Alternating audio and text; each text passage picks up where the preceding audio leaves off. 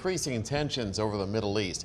A U.S. senator is defending comments he made about pro-Palestinian protesters who blocked traffic in big cities across the U.S. this week. Senator Tom Cotton denies condoning violence. In the meantime, new details about Israel's looming response to that direct attack from Iran over the weekend. Here's ABC's Lionel Moise.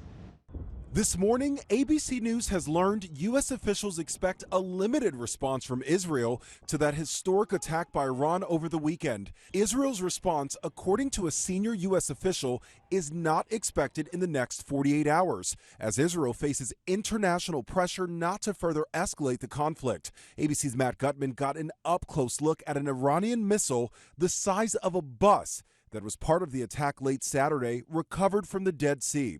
It is over 38 feet long, made out of steel, and right around here would have been the warhead, capable of carrying 800 pounds of high explosives. Israel's war cabinet meeting again while the war with Hamas rages on in Gaza. The UN now saying more than 10,000 women have been killed, leaving behind 19,000 orphans. U.S. aid to Israel is now front and center on Capitol Hill, but House Speaker Mike Johnson, after also proposing a separate measure for Ukraine war funding, is now facing criticism from conservatives in his party who oppose Ukraine aid. They're threatening to oust him as Speaker. I am not resigning. Also on Capitol Hill, Arkansas Senator Tom Cotton defending statements he made about pro-Palestinian protesters who blocked traffic in several big cities this week.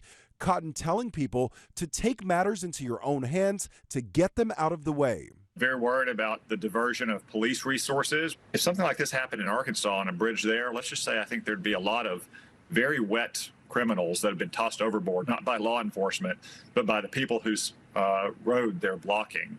Cotton says he was not advocating for violence, but insisted protesters do not have the right to block traffic.